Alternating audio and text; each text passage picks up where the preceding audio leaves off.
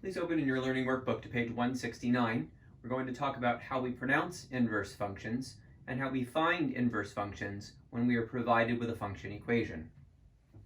All right, so I have a problem here that we're going to solve, but I'd like to look at this first. So pronunciation is a very important part of algebra. Math is a language, and knowing how to speak that language is important. We learned earlier this semester that when you see this is pronounced f of x. F is the name of the function. It's not a variable, it's a name. And then the input in parentheses indicates that we should say the word of, and then of course whatever's inside we'll say out loud. So f of x, f of x. So we now turn our attention to this special symbol, this raised up -1. First of all, let's say what this is not. It is not an exponent, because f is not a variable. So therefore, we're not going to say -1, we're not going to say to the power, we're not going to say exponent. This elevated -1 is the math word inverse. So instead of saying f of x, we're going to say f inverse of x. So note the pronunciation, f of x, f inverse of x. All right, so now we'll get to this problem. Given f of x equals 9x over the difference 7x minus 5, find f inverse of x. Also state the domain and range of f and f inverse as an interval. Okay, let's begin. So there are 4 steps that we go through to find the inverse of a function when it is defined by an equation, and here they are. All right, step 1 is to take f of x and replace it with y. So we're going to take this equation, and it will be written y equals 9x over the difference 7x subtract 5. Step 2, everywhere you see an x, put a y, and everywhere you see a y, put an x. Flip-flop the x's and y's. So then our equation will say x equals 9y over 7y subtract 5. Step 3, solve for y. Now, this is the most interesting step. Every problem that you do is just a little bit different when it comes to solving for y. If your original problem involved a fraction, and that means you're likely going to have to deal with fractions while you are solving for y. So, our problem involves a fraction. How do we do that? Well, we're going to clear the fractions. One way to clear a fraction is to multiply both sides by the least common denominator. And in this problem, we only have one denominator. It's this 7y minus 5. So we're going to multiply both sides of our equation by our only denominator, 7y minus 5. When we do, on the right-hand side, this 7y minus 5 is in the numerator. This 7y minus 5 is in the denominator, so they're going to cancel to 1. And then we note that anything times 1 is itself, anything divided 1 is itself. So on the right, I simply have 9y. On the left, I'll use the distributive property, and I will get 7xy minus 5x. Now, in intermediate algebra, this equation is referred to as a literal equation or a formula. It contains more than one variable. When an equation or a formula that contains more than one variable, and you are trying to solve for one of the variables, you take each term that contains that variable and move it to one side, and each term that does not contain that variable and move it to the other side. So what we see here is we've got y terms on both sides of our equation right now.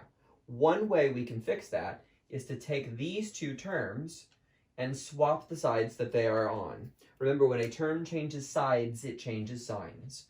So then I would have 7xy subtract 9y equals positive 5x. Now I still have two terms with y. I would like for there to be just one y symbol in my problem. What's a way to achieve that? Factoring. Factor out the y. So what will be left over? 7x subtract 9. To know that these are equivalent to each other, you can check with the distributive property. Y times 7x makes 7xy, y times 9 makes 9y, and of course we are subtracting. All right, now what's the stuff in the parentheses doing to the y? Multiplying. How do we get the y alone? By doing the opposite. So divide by 7x minus 9 on both sides. We're going to have y equals 5x over the difference 7x minus 9. We're now ready for step 4. Step 4 says turn y into f inverse of x. So now we get our statement, f inverse of x equals 5x over 7x subtract 9. Okay, so this question asks us to find f inverse of x. We have now done so. The next part of the question asks us to find the domain and range of f and f inverse. We're definitely going to need some more space, so let me do a little bit of cleaning up here. I'm going to move our answer for f inverse of x to the bottom of the marker board for just a moment so that I can clear some space here for the rest of our problem.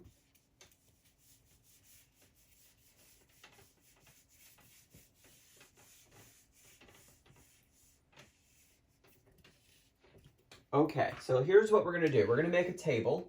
We're going to write that f of x is equal to 9x over 7x minus 5. We're going to write that f inverse of x is equal to 5x over 7x minus 9. And we're going to create a table for the domain and the range so that we can find the domain and the range of both functions. We'll put domain up here. We'll put range down here at the bottom. Okay, great. So let's start with the domain. Now we know how to find domain. There's a 4-step process for finding domain. The 4 steps of finding domain are: start with all real numbers. If there are any even index radicands, make sure that the radicand is greater than or equal to 0. If there are any log arguments, make sure the log argument is greater than 0. And if there are any denominators, make sure that the denominators are not equal to 0. As we take a look at both of the functions we're dealing with here, we find that they have no even index radicals and no logarithms, but they both contain a denominator. So we really only need to do steps 1 and 4. Start with all real numbers and make sure the denominator is not 0. Okay, so let's begin with this. Step 1, all real numbers. Step 4, 7x minus 5 is not allowed to be 0. Adding 5 on both sides gives us 7x is not equal to 5. Dividing by 7 on both sides gives us x is not equal to 5/7. Let's look at that on our number line. So, if x is not equal to 5/7, then that means we want all of the numbers on the number line that are to the left of 5/7 or to the right of 5/7, but not 5/7 itself. So there's an open dot placed on the number line at that location. This helps us to write this as an interval. Forever to the left is negative infinity, forever to the right is positive infinity. So our interval for this collection of numbers is parenthesis negative infinity, comma, 5/7, parenthesis, union, parenthesis, 5/7, comma, infinity, close parenthesis. Okay, so we now have the domain of f of x. Let's repeat that process for f inverse of x. Step 1, start with all real numbers. Steps 2 and 3 do not apply. Step 4, denominators not equal to 0. So we have 7x minus 9 is not equal to 0. Add 9 on both sides. 7x is not equal to 9. Divide by 7 on both sides. X is not equal to 9/7. So the interval would be negative infinity, comma, 9/7, close parenthesis, union, open parenthesis, 9/7, comma, infinity, close parenthesis.